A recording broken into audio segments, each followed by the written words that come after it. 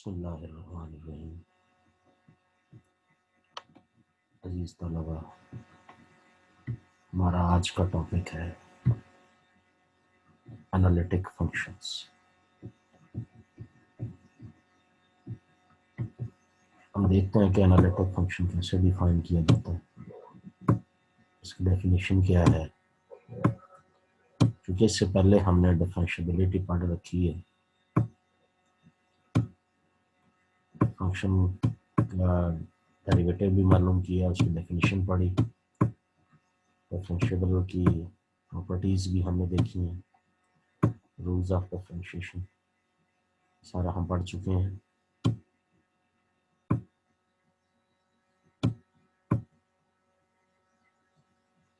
अब ये ज़रा जो आज का हमारा टॉपिक है उस पर मूव करते हैं। यस, आज का टॉपिक है काशे-रीमन इक्वेशंस।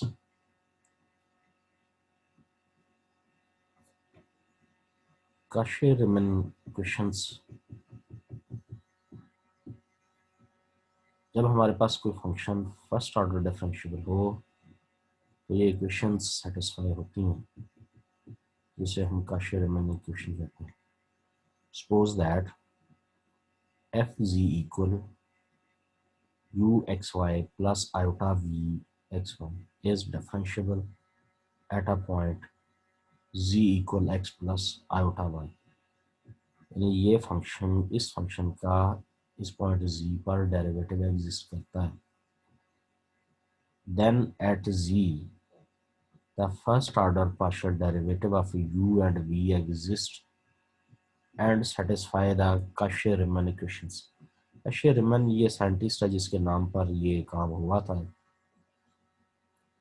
तो अगर ये फर्स्ट ऑर्डर डिफरेंशिएबल है तो u v ये जो है फंक्शन के रियल और इमेजिनरी पार्ट्स, ये इक्वेशन सेटिस्फाई करेंगे।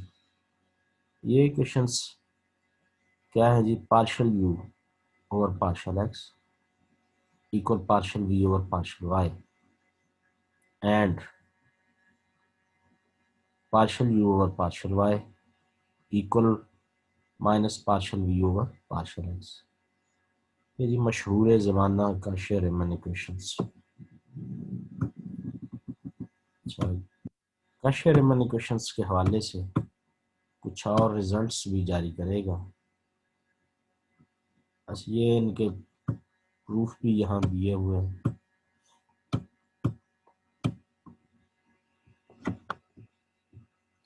कहते हैं polynomial function F z equal z square plus 2 is analytic for all z and can be written as this। बस u की वैल्यू यहाँ से ये आएगी, v की भी आ जाएगी for any point. We see that Cauchy Riemann equations are satisfied. ये देखिए u है, इसका पहले x के लिहाज से डेरिवेटिव लिया गया, और फिर u का y के लिहाज से डेरिवेटिव लिया गया। लाइकवाइज v के भी दोनों डेरिवेटिव x के लिहाज से भी लिए गए, y के लिहाज से भी लिए गए। जब ये रिजल्ट हमने डेरिवेटिव ले लिए तो फिर partial u over partial x का वही डेरिवेटिव आ रहा है जो कि partial v over partial y का आया है, यानी दोनों का आंसर सेम है। और partial u over partial y मालूम करें तो वही आंसर आएगा जो partial v over partial x का विद नेगेटिव साइन आएगा। तो ये दोनों पूरी हो गई हैं, हमारी सेटिस्फाई हो गई हैं काशे-रीमन इक्वेशंस। अब यहाँ पर if the Cauchy Riemann equations criterion for non analyticity, यानी पहले जो हमने बात की है कि वो फंक्शन एनालिटिक होता है अगर वो डिफरेंशिएबल हो। फंक्शन एनालिटिक होता है अगर वो डिफरेंशिएबल हो। ये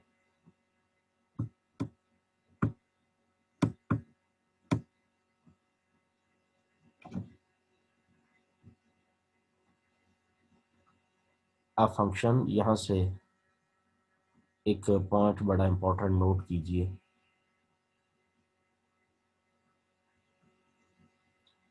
A function f is analytic in a domain D if f is differentiable at all points in D।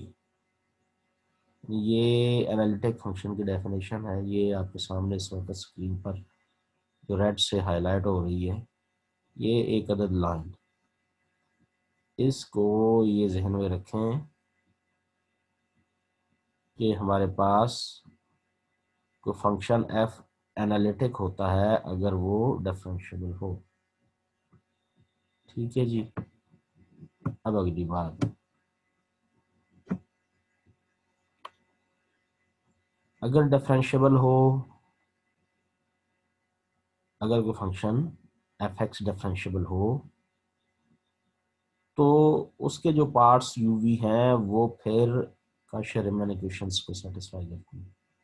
ये है जी। अगर state what is Cauchy Riemann equation, what are Cauchy Riemann equations, तो ये है हमारे पास काशर-रीमन इक्वेशंस हमने देख ली। सबसे पहले ये बात हमने तय की कि एनालिटिक फंक्शन क्या होता है, और वो कम्प्लेक्स वैल्यूड फंक्शन जो डिफरेंशिएबल होता है वो एनालिटिक होता है।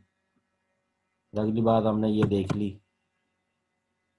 कि अगर फंक्शन डिफरेंशिएबल हो, फर्स्ट ऑर्डर डेरिवेटिव पाए जाते हों, तो उसके यू वी जो रियल इमेजिनरी पार्ट्स हैं फंक्शन के, वो काशर-रीमन इक्वेशंस को सेटिस्फाई करते हैं।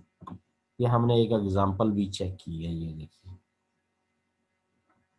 अच्छा, पेपर का स्टाइल कुछ डिफरेंट होता है। वहाँ पर ये पूछ लिया जाता है कि कोई ऐसी मिसाल दो कम्प्लेक्स वैल्यूड फंक्शन की जिसमें काशर-रीमन इक्वेशन सेटिस्फाई ना होती। एक और रिजल्ट तय हो रहा है जी। If the Cauchy-Riemann equations are not satisfied at every point z in a domain D, then function fz cannot be analytic। अगर Cauchy-Riemann इक्वेशन सेटिस्फाई नहीं होती तो फंक्शन फिर एनालिटिक नहीं हो सकता। एक और एग्जांपल जिसमें हमारे पास F G 2x² + y + iota y² - x is not analytic at any point।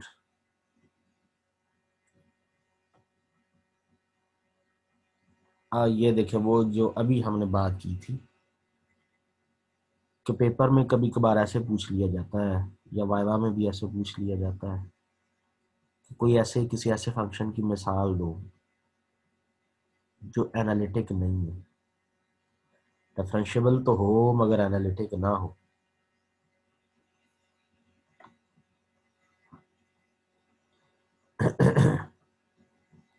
ये देखिएगा जी, यू का फर्स्ट ऑर्डर डेरिवेटिव एक्स के लिहाज से, यू का वाई के लिहाज से भी डेरिवेटिव, ये हमारे पास वी का डेरिवेटिव वाई के लिहाज से और वी का एक्स के लिहाज से डेरिवेटिव मौजूद है। तो वो सी दैट पार्शियल यू और partial y minus partial v over partial x, but that the equality partial u over partial x partial v over partial y is not satisfied only the line y equal to x। हाँ जी, ये जो काशर-रीमन equations में से पहली equation है ना, जिसमें इन दो को बराबर होना था, ये बराबर नहीं हो रहा है। For any point z on the line, there is no neighborhood open disk z which is differentiable at every point। We conclude that f is nowhere analytic। ये फंक्शन f एनालिटिक नहीं। फर्स्ट ऑर्डर डेरिवेटिव तो exist करते हैं, यानी function सिर्फ differentiable हो, ज़रूरी नहीं वो एनालिटिक भी होगा, लेकिन एनालिटिक हो तो उसे हम लाजमी डिफरेंशिएबल कहते हैं। A sufficient condition for analyticity.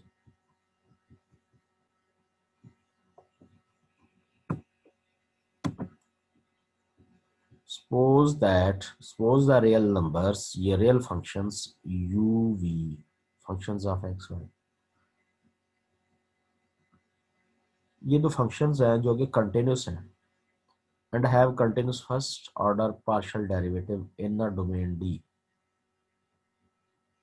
If u and v satisfy the Cauchy-Riemann equations at all points of D, then the function z is analytic in the domain D. अच्छा, इसमें जो जिन बातों का इजाफा किया है, पहले तो हम ये कहते थे कि Cauchy-Riemann इक्वेशन सेटिस्फाई हो तो वो फंक्शन, जो फंक्शन डिफरेंशिएबल हो वो Cauchy-Riemann इक्वेशन भी सेटिस्फाई कर सकता है। Cauchy-Riemann इक्वेशन सेटिस्फाई करे तो यकीनन वो डिफरेंशिएबल भी है।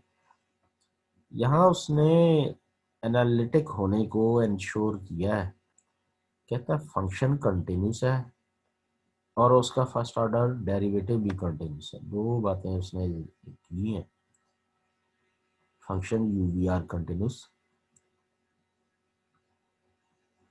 और फर्स्ट ऑर्डर पार्शियल डेरिवेटिव भी कंटिन्यूस है।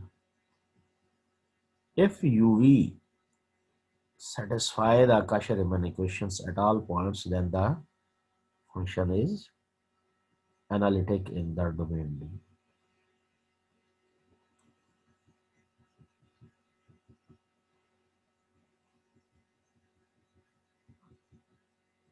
हमारे पास एक फंक्शन है x over x square plus y square minus iota y over x square plus y square. इसमें रियल पार्ट इमेजिनरी पार्ट अलग अलग कीजिए। ये डेरिवेटिव से पहले ही दोनों पार्ट्स कंटिन्यूस हैं, सिवाय उस पार्ट पर जहां पर x square plus y square equal 0 होगा। इसका मतलब जहां जी 0 है वहां पर ये कंटिन्यूस नहीं है। और इसके वो जो चारों डेरिवेटिव Cauchy-Riemann में इस्तेमाल होते हैं वो अगर मालूम कर लिए जाए तो ये नज़र आता है ये वो बी जी इक्वल 0 के अलावा बाकी हर पॉइंट पर कंटिन्यूस है। अब जब हम ये इक्वेशंस चेक करते हैं, सेटिस्फाई करवाते हैं, Cauchy-Riemann इक्वेशंस पूरी होती हैं सवाए जी इक्वल 0 के।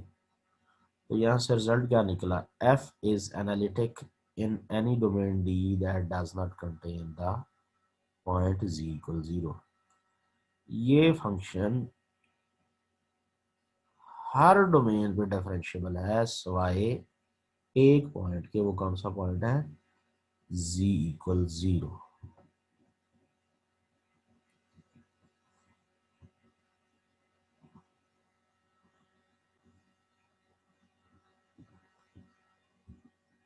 The results are obtained under basic assumptions that f is differentiable at z and order 5 give us formula computing the f dash of z। f dash of z कहता है जी कैसे बनेगा, partial u over partial x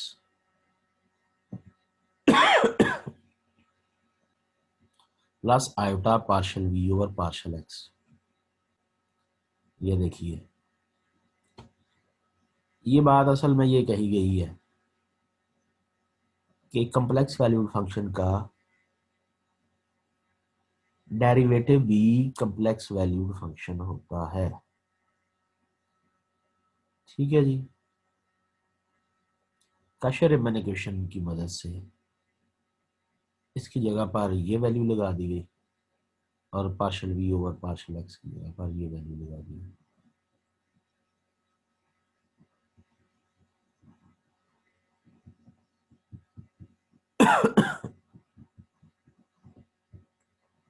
Sufficient condition for differentiability.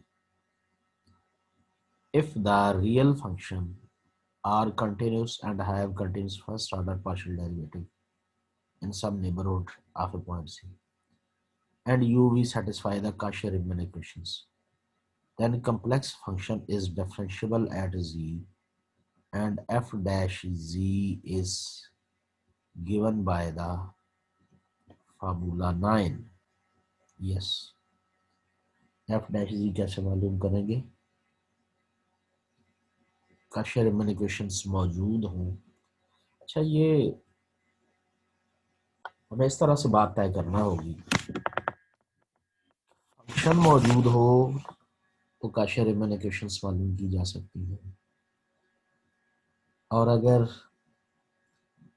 काशियर रीमन equations मौजूद हों तो वहां से function भी मालूम किया जा सकता है।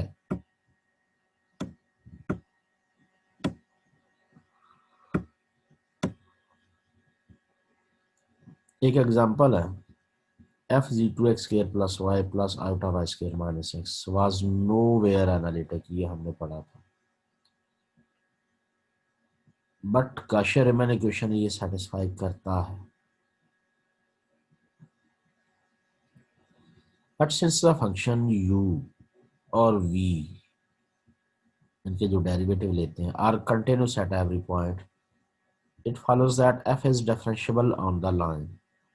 Moreover, we see that derivative of f at point on this line is given by, हाँ जी, इसमें कहता जी इसके डेरिवेटिव लें 4x और माइनस ये partial u over partial x, ठीक है जी, ये आ जाएगा partial u over partial x 4x।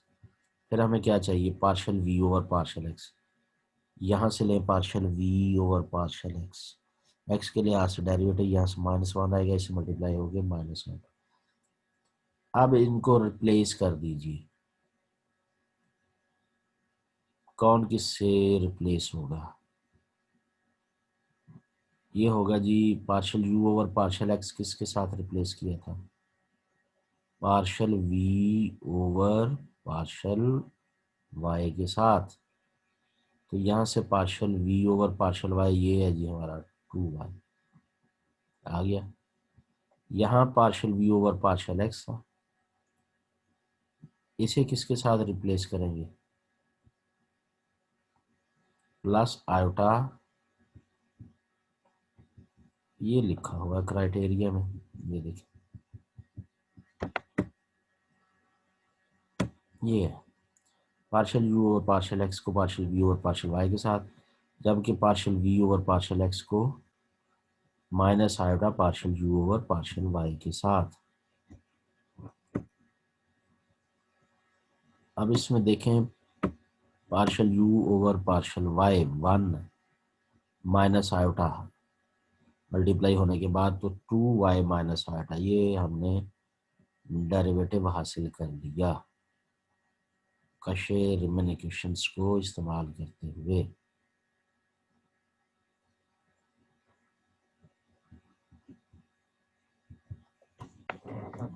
First order derivative हमने यूज की।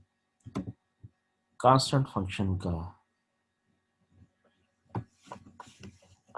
Suppose that function f is equal to u xy plus iota v xy is analytic in a domain D if f z mod function की modulus value constant हो इन दी, so is F G, इसका मतलब है F G भी constant होगा। If f dash of z equals 0 in the domain D, then f z equals c in D। f dash of z का answer 0 आता है तो वो f z c के बराबर, c इज अ कांस्टेंट। ये दो कांस्टेंट के रिजल्ट्स हैं। पोलर कोऑर्डिनेट्स क्या होते हैं जी? पोलर कोऑर्डिनेट में फंक्शन को काशियर रीमन इक्वेशंस हमने याद करनी है, ज़हन में रखना है polar coordinates. F z polar form में क्या होगा? U r theta plus iota v r theta. क्योंकि हमने ये पढ़ रखा है कि फंक्शन को u प्लस आयोटा वी की शक्ल में कम्प्लेक्स लिखा जा सकता है। कम्प्लेक्स वैल्यूड फंक्शन के रियल और इमेजिनरी पार्ट्स होंगे। u रियल पार्ट है, v इमेजिनरी पार्ट है। अब ये पोलर में चले गए तो u आर थीटा होगा plus iota v r theta होगा। तो पोलर में जो हमारे पास इक्वेशंस होंगी, काशर-रीमन इक्वेशन की पोलर फॉर्म, काशर-रीमन इक्वेशंस की कार्टेशियन फॉर्म वाला क्या थी, पहले वो ज़हन नशीन कर लें एक दफ़ा फिर। Partial u over partial x equal partial v over partial y, और दूसरी क्या थी, partial u over partial y equal minus partial v over partial x। ये थी जी हमारे पास। अब पोलर फॉर्म, ये रिजल्ट हमने ज़ुबानी याद करना है। ये इसका इस्तेमाल करते हुए हमने क्वेश्चंस भी सॉल्व करने हैं और ये ज़बानी पूछी भी जा सकती है। Partial u over partial r equal है 1 over r partial v over partial theta. Partial v over partial r किसके बराबर है, -1 over r partial u over partial theta. Polar coordinates r theta, कहता है जी कि हम फिर एफ डैश ऑफ जी जो निकालते थे तो उस एफ डैश ऑफ जी की पोलर शक्ल क्या होगी। F dash of z Cartesian में ये था partial u over partial x plus आल्टा partial v over partial x. Cauchy Riemann की क्वेश्चन की मदद से वैल्यूज पुट कर दी गई थी। तो कहता है यहाँ हमारे पास क्या होगा, यहाँ होगा e raise power minus iota theta into partial u और partial r plus iota partial v और पार्शल आर। और यहाँ जब आप partial u over partial r की कीमत लगाएंगे तो ये वाली कीमत लगेगी, partial v over partial r की कीमत लगाएंगे तो ये वाली कीमत लगेगी। ये वैल्यूज जब इसमें एडजस्ट हो जाएंगी तो जो 1 ओवर आर है वो कॉमन हो जाएगा। ये बाकी हमारे पास रिजल्ट बच जाएगा एफ डैश ऑफ जी का।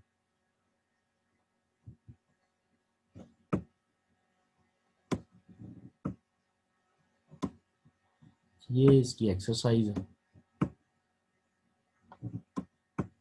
एक्सरसाइज इसकी अभी इंशाल्लाह बाद में करेंगे 5 तारीख के बाद। अभी नेक्स्ट देखते हैं जी हार्मोनिक फंक्शन क्या है।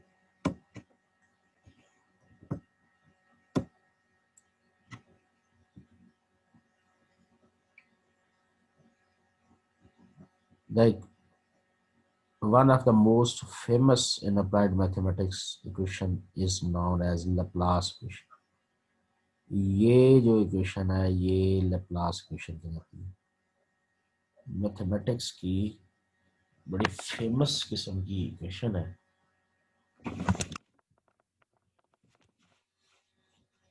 इसमें सेकंड ऑर्डर पार्शियल डेरिवेटिव पाए जाते हैं।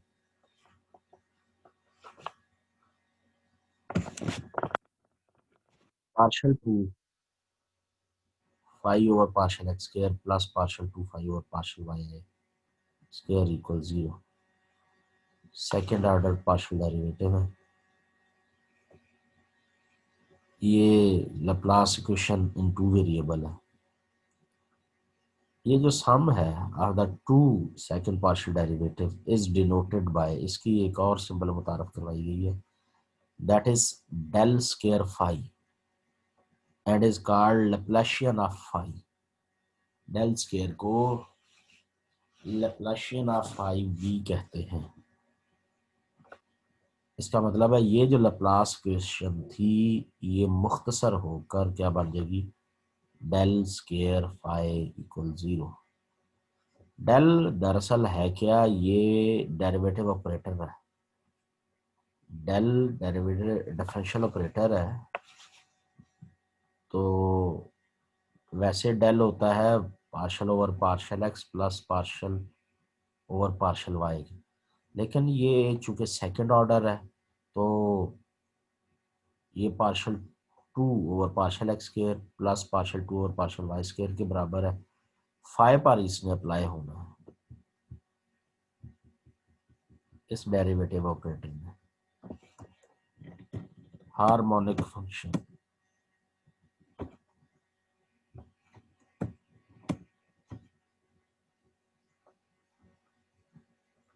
a real valued function phi of two variables x, y that has continuous first and second order partial derivative in a domain D and satisfies Laplace equation is said to be harmonic function in D.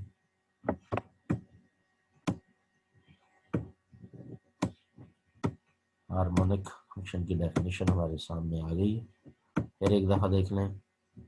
Function phi है, दो variable में continuous first order second order उसके derivative पाए जाते हैं और वो Laplace equation को सेटिस्फाई करता है। ये है जी लप्लास इक्वेशन को सेटिस्फाई।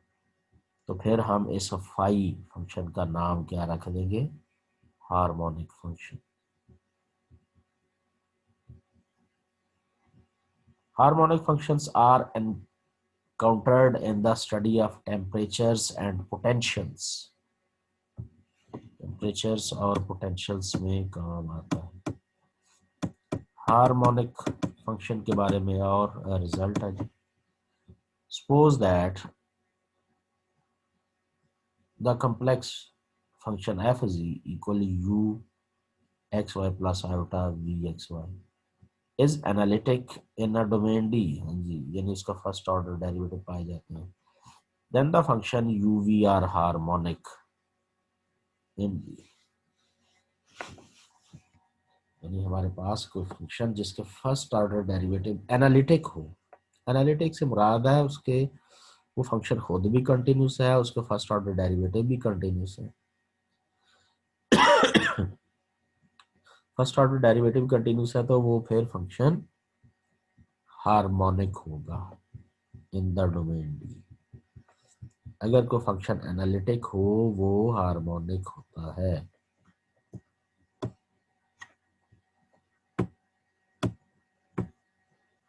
एग्जांपल है जी।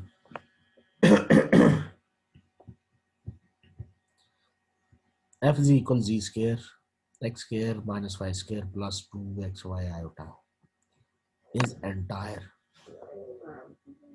ये हार्मोनिक फंक्शन का एक और नाम एंटायर फंक्शन भी होता है।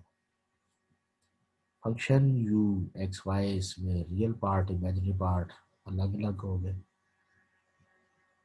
कहता are necessarily harmonic in the domain D of the complex plane. आप इनके सेकंड ऑर्डर कहता है डेरिवेटिव के लिए चेक करें, ठीक है, फिर उनका सम ले तो आपका आंसर 0 आ जाएगा।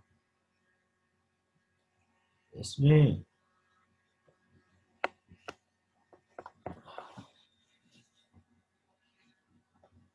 हमारे पास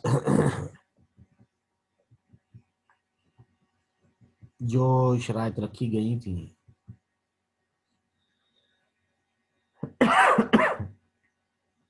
ये देखिए, यू को लें, सेकंड ऑर्डर डेरिवेटिव लें इस तरह से और उनका सम लेके चेक करें तो डेल स्केयर यू 0 होगा, तो ये हार्मोनिक। इसी तरह डेल स्केयर वी भी लिखें 0,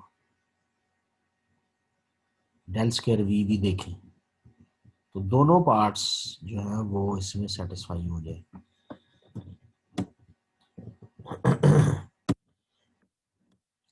हार्मोनिक कंजुगेट क्या होता है? कहता है ये analytic in domain D then its real imaginary parts u v are necessarily harmonic. अगर ये फंक्शन हार्मोनिक है तो उसके पार्ट्स भी हार्मोनिक होंगे, यू भी हार्मोनिक होगा, वी भी हार्मोनिक। हार्मोनिक से क्या मुराद होता है? हार्मोनिक से मुराद है होता है वो लैप्लास इक्वेशन को सेटिस्फाई करता है। जो लैप्लास इक्वेशन को सेटिस्फाई ना करे वो हार्मोनिक नहीं होता। Now suppose that u is a given real function that is known to be harmonic in D if it is possible to find another real harmonic v so that uv satisfy the Cauchy-Riemann equations. Then the function is called harmonic conjugate of u। हाँ ये बात, अगर कोई function harmonic हो, हमें सिर्फ उसका real part दिया गया हो जो कि हार्मोनिक हो, तो उसका दूसरा पार्ट वी, वो भी हम मालूम कर सकते हैं, उसे हम हार्मोनिक कंजुगेट कहते हैं यू का। वी को क्या कहेंगे? हार्मोनिक कंजुगेट यू का। By combining the functions u plus iota v, we obtain the function that is analytic in the D। इसमें दोबारा से सुन लें, हमें सिर्फ एक पार्ट u जो कि हार्मोनिक हो वो दिया गया हो, हम उससे उसका हार्मोनिक कंजुगेट v भी मालूम कर सकते हैं। अब दोनों हो गए, u पहले से था, v आपने मालूम कर लिया, फिर उनको इस सूरत में ऐड कर लीजिए।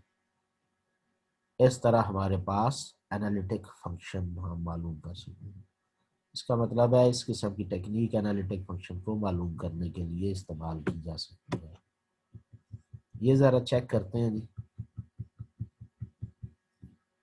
Verify the function is harmonic in the entire complex plane. Find the harmonic conjugate of u।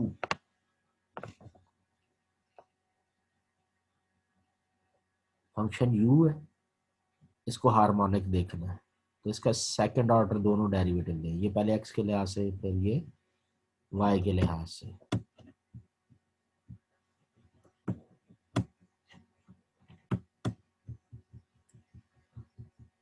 Second order derivative x के लिहाज से पार्शियल और पार्शियल x, फिर उसका अगेन डेरिवेटिव भी ये हमारे पास आ गया। अब इसका y के लिहाज से डेरिवेटिव लीजिए, ये है, तो एक दफ़ा फिर y के लिहाज से डेरिवेटिव ये है। लैप्लास इक्वेशन में ये वैल्यूज ये पुट कर दें, ये वाली, ये देखें जीरो हो गया। इसका मतलब है साबित हो गया कि ये हमारे पास लैप्लास फंक्शन है u। अब हमें ज़रूरत है कि हम इसका हार्मोनिक कंजुगेट मालूम करें। ठीक है जी। Conjugate harmonic function v must satisfy the Cauchy Riemann equation. वो काशर-रीमन इक्वेशंस को सेटिस्फाई करेगा। इसका मतलब है जहां पर partial u over partial x होगा, काशर-रीमन की मदद से पार्शियल u और उसे partial v over partial y के बराबर लिख दिया जाएगा। ये देखिए 3x square minus 3y square, इसे partial v over partial y के। और जहां पर partial u over partial y होगा, ये है, उसे माइनस से मल्टीप्लाई कर दें तो partial v over partial x आ जाएगा। ये दो इक्वेशंस बन गई। अब इन दो इक्वेशंस जो है हमारे पास पार्शियल, अब हम इनकी इंटीग्रेशन करेंगे with respect to the variable y, it gives the v। ये विद रिस्पेक्ट टू y इसकी इंटीग्रेशन होगी 3x square y minus 3y cube by 3, 3 cut जाएगा, खाली y क्यूब आ जाएगा। इंटीग्रेशन ऑफ कांस्टेंट hx आ गया। Partial derivative with respect to x of the last equation.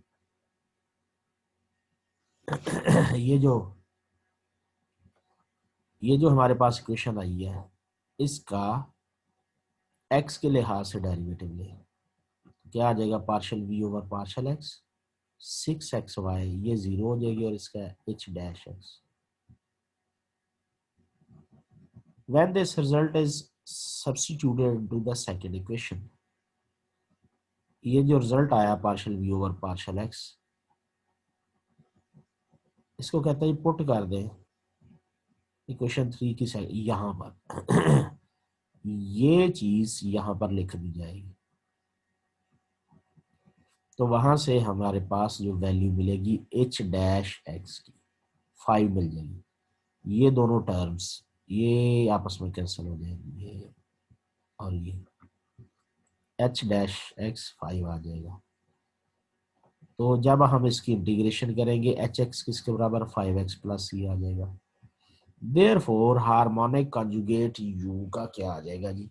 इस h की वैल्यू हम पुट कर देंगे यहाँ पर, ये हमारे पास हार्मोनिक कंजुगेट u का आ जाएगा v, ये आ जाएगा।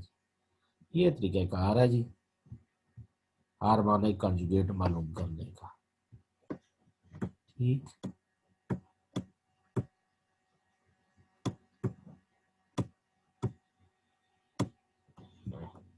आज का लेक्चर इतने रखते हैं। इसमें आज ने जितने इस्तेमाल हुए हैं कॉन्सेप्ट्स, डेफिनेशंस जितनी आज हमने पढ़ी हैं और क्राइटेरिया, वो सब आपने कमेंट सेक्शन में जाकर लिखने हैं। जो जो हमने डेफिनेशन पढ़ी है, एनालिटिक फंक्शन की पढ़ी, काशर-रीमन इक्वेशंस की पढ़ी, कार्टेशियन फॉर्म में पढ़ी है, पोलर फॉर्म में पढ़ी है। पोलर फॉर्म में भी जाके आपने लिखना है एंटायर फंक्शन क्या होता है, हार्मोनिक फंक्शन क्या होता है, हार्मोनिक कॉन्जुगेट के फंक्शन क्या होते हैं। तकरीबन ये 12 क्वेश्चन बनते हैं। तो ये आज आपने इनको जाके इनके आंसर देने हैं, ताकि ये तैयारी हो सके। ये वाइवा के लिहाज से इम्पोर्टेंट लेक्चर था आज का। बाकी इंशाल्लाह फिर, थैंक यू वेरी मच।